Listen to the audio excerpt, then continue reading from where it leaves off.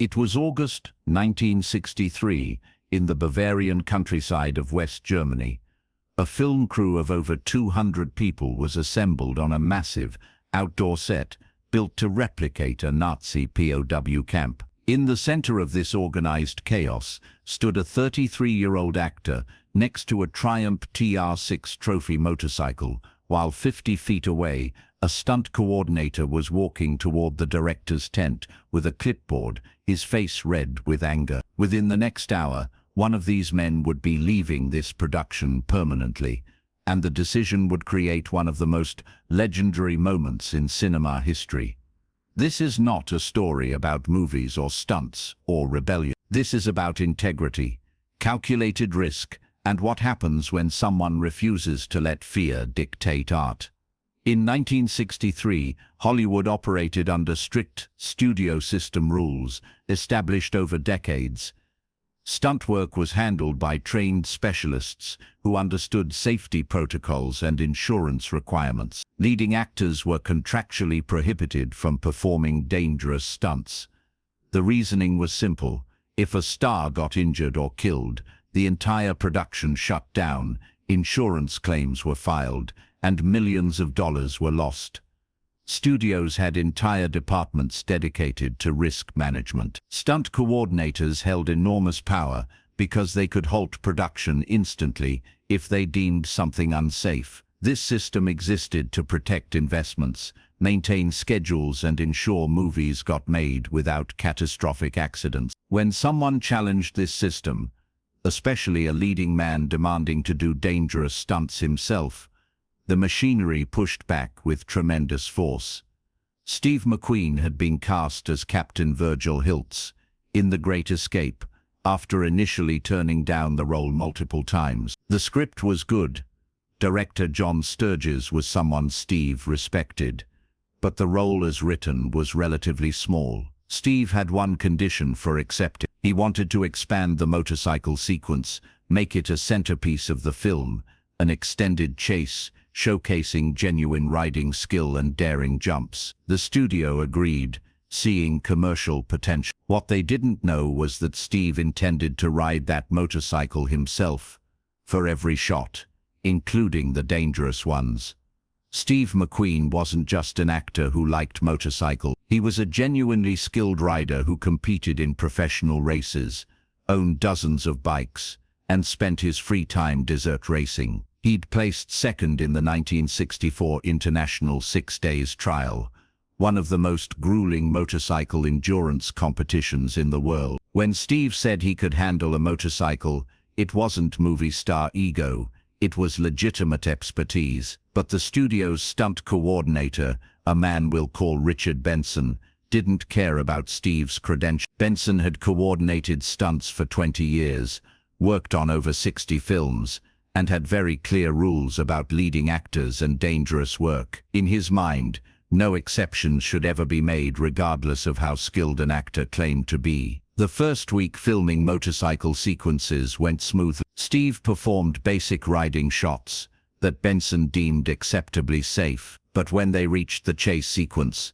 the real conflict began. The script called for Captain Hiltz to steal a German motorcycle and attempt escape by jumping over a barbed wire fence at the Swiss border. Steve saw this as the signature moment of the entire film. Benson saw it as an unacceptable risk that would be performed by a professional stunt double, as was standard practice. On Monday morning of the second week, Steve arrived ready to rehearse the jump. He'd been practicing on his own time, working with the Triumph, calculating distances and speeds, like any professional racing challenge. Benson met him before he could mount the bike. "We need to talk about this jump, Steve," Benson said, his tone. "I've scouted the location, calculated everything, and I'm bringing in Bud Eakins for the actual jump. He's one of the best motorcycle stunt riders in the business. You'll do the approach and landing celebration, but Bud handles the jump." Steve stopped, hand on the handlebar. "I'm doing the jump." "No, you're not," Benson said flatly. "It's a 12-foot jump over barbed wire at 35 miles per hour. If you misjudge the ramp, if the bike doesn't perform exactly right, if you land wrong, You could be seriously injured or killed. That's not happening on my watch. I can make that jump, Steve said calmly. I've made harder jumps racing. I know this bike. I know my capabilities. Benson pulled out his clipboard covered in calculations and insurance documents. Steve, I don't care if you're the best rider in the world. You're the lead actor in a $40 million production with 200 people depending on completion. My job is ensuring that happens. You are not performing that stunt. That's final. Steve looked at Benson for a long moment, his face unreadable. We'll see, he said, and walked away. Over the next 2 days, tension escalated. Steve continued preparing for the jump. Benson continued planning for Bud Ikens to perform it. They were on a collision course, everyone could feel. On Wednesday afternoon, Benson reached his breaking point. He found Steve on the motorcycle near the jump ramp, running through approach speeds. Steve, step away from the bike, Benson said, his calm finally cracking into visible anger. I've told you repeatedly you're not performing this stunt. You continuing to practice is undermining my authority and creating an unsafe environment. Steve cut the engine. It's my scene, my character, my risk. It's my set when it comes to safety, Benson shot back. Either you follow protocols or there are going to be consequences. Do what you need to do, Steve said calmly, restarting the motorcycle. Benson walked directly to John Sturges' on-location office. A converted trailer, the heated conversation that followed, could be heard by crew members 30 feet away. John, we have a serious problem, Benson began. Steve McQueen is refusing to follow basic safety protocols. He's insisting on performing a stunt that could kill him. I've explained the risks, the insurance implications, and he's ignoring me completely. Sturges looked up from his editing notes.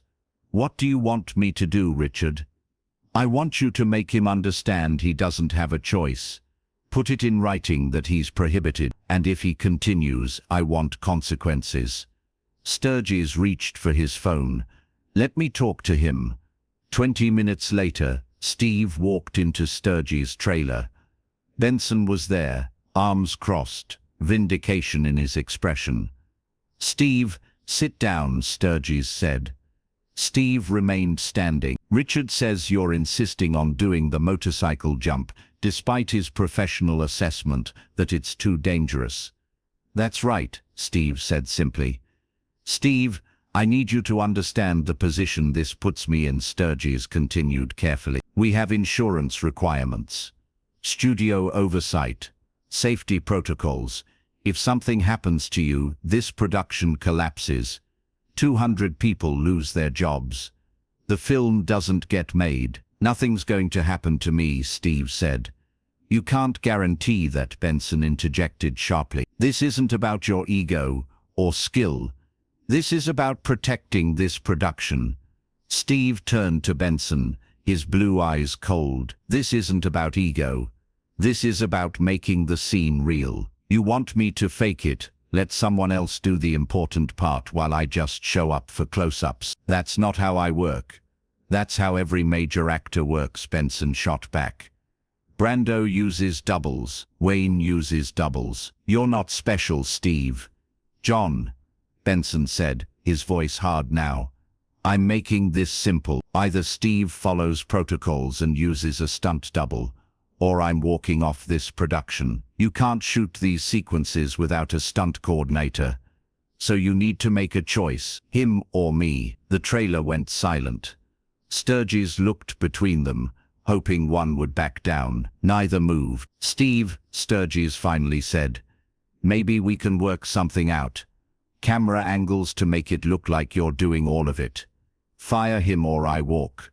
Steve interrupted, his voice quiet but absolute. What? Sturges said, genuinely shocked. Fire him, Steve repeated, looking directly at Benson. Or I walk. Your choice, John. Benson's face went from red to purple. You're seriously threatening to quit because I won't let you do one stunt. You're going to abandon a project halfway through, breach your contract, destroy your reputation. I'm walking away from a production where someone thinks they have more authority over my performance than I do, Steve said, his tone never rising. You're a stunt coordinator, Richard. You coordinate stunts. You don't tell me how to build my character. You don't tell me what risks I can take with my own body. And you definitely don't give ultimatums about me. He turned to Sturges.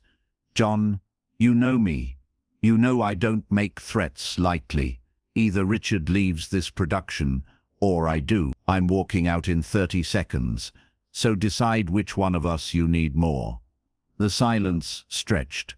15 seconds, 20, 25. Richard, Sturges finally said, not taking his eyes off Steve, step outside for a minute. Benson stared in disbelief. You can't be serious. He's bluffing. Step outside, Richard. Benson looked between them, waiting for Steve to show some sign of bluffing. Steve's expression didn't change. Benson grabbed his clipboard and walked out, slamming the door. Sturges immediately turned to Steve. Do you understand what you're asking? Richard's been here since pre-planning. Replacing him mid-production is a nightmare. Then don't replace him, Steve said. I'll coordinate my own stunts, bring in Bud Ikins for technical setup, but let me handle my own safety. John, Steve interrupted. You brought me onto this film because you wanted something real. You wanted Captain Hiltz to feel authentic. Everything I've done has been about making him real. This jump isn't just a stunt. It's the moment that defines who Hiltz is. A guy who looks at an impossible fence and says, I'm going over it. If I don't actually go over that fence, then Hiltz isn't real. Sturges rubbed his face. If something happens, then it's on me. Not you, not the studio. I'll sign whatever you need. But Richard goes, or I go. Right now, 2 hours later, after calls with studio executives and lawyers, Richard Benson was officially removed from The Great Escape. The statement cited creative differences, but everyone knew the truth.